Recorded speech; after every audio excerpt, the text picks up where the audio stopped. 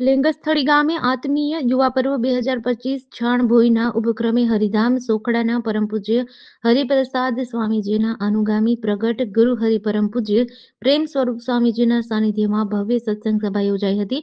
પ્રગટ ગુરુ હરિપરમ પૂજ્ય પ્રેમ સ્વરૂપ સ્વામી મહારાજે ઈસવીસન 1965માં દીક્ષા ગ્રહણ કરી. એના ઉપક્રમે હીરક દીક્ષા પર્વ અને ગુરુ હરિ પરમ પૂજ્ય પ્રેમ સ્વરૂપ સ્વામીજી મહારાજનો 81મો પ્રાગટ્ય દિવસ આત્મીય યુવા પર્વ 2025 છાણભોઈ ગામ ખાતે મહોત્સવ ઉજવવાનો હોય તેના અનુસંધાને લિંગસ્થળી ગામે ભવ્ય સત્સંગ યોજાયો હતો, જેમાં આશરે 3000 જેટલા હરિભક્તોએ લાભ લીધો હતો અને ગુરુપ્રેમ સ્વામીજીએ આત્મીય યુવા પર્વમાં પધારવા માટેનું આત્મીય આમંત્રણ આપવામાં આવ્યું હતું.